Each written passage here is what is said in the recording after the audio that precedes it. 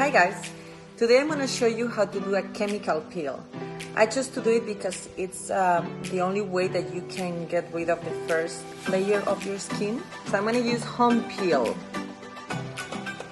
It's an Australian peel that has been around for so many years. And you can do it yourself at home. This is the green herb that I'm going to mix with the lotion. I put on the gloves so that my hands don't peel. And now I'm ready to do it.